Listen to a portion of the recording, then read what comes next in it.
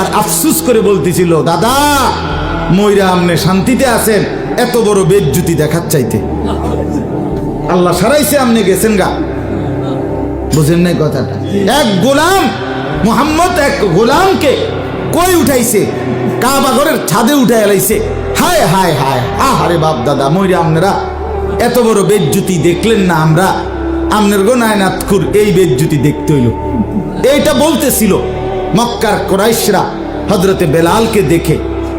সুবহানাল্লাহ, এটা বলতে দেরি, এই কাফেররা যখন এটা বলতেছে আর বেলাল আজান দিতেছে, তো আরশ আজিম নড়ে উঠছে। রব্বে করিম আল্লাহ তাআলা বলছে, জিব্রাইল জবাবটা এই বেঈমানদের কথার জবাব, আর আমার বেলালের পক্ষে, মুয়াজ্জিনের পক্ষে আমার রাসূলকে বলো যে বন্ধু আপনি কিছু বলবেন না, মুয়াজ্জিনের পক্ষ নিয়া বেঈমানদের কথার জবাব আমি দিচ্ছি। তা আল্লাহ জবাব দিছে, আল্লাহ জবাব দিছে, ইয়া আইয়ুহান নাস ইন্না খালাকনাকুম মিন যাকারিন ওয়া উনসা ওয়া জাআলনাকুম শুউবান ওয়া কাবাইলা লিতাআরাফু ইন্না আকরামাকুম ইনদাল্লাহি আতকাকুম। এই আয়াত এই ঘটনায় নাযিল হয়েছে। হে মানুষ, আল্লাহ বলছে, এই বেটা বাহাদুরি করো কেন? আমি তো তোমাদেরকে একজন পুরুষ এবং একজন নারী আদম এবং হাওয়া থেকে সৃষ্টি করেছি, এনে মাতবুরি করো কোথায়? কুরাইশ তোমার শেষ মাথা যেই আদমের কাছে গিয়ে লাগছে, বেলালের শেষ মাথাও তো সেই আদমের কাছে গিয়ে লাগছে। তুমি আলগা কি? আবার আলাদা কি? ওয়াজআলনাকুম শুউবান ওয়া কাবাইলা লিতাআরাফু। আল্লাহ বলেন তোমাদেরকে বংশ গোত্র এগুলো তো আমি দিছি পরিচয়ের জন্য, অহংকারের জন্য। এতে চৌধুরী, হেতে মাতবর, ওইতে মীর, ওইতে খান, এগুলো তো অহংকারের জন্য না।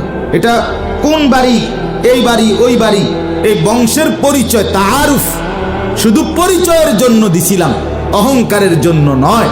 ইন্না আকরামাকুম ইনদাল্লাহি আতকাকুম, যে যত বড় মুত্তাকি, আল্লাহ ভীরু, আমি আল্লাহর কাছে সে তত দামি, আমি সে তত দামি।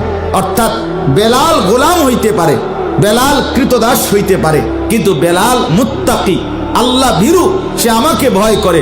অতএব তোদের সমস্ত বেঈমান কাফেরের চাইতে আমার বেলাল অনেক গুণে দাম, অনেক গুণে।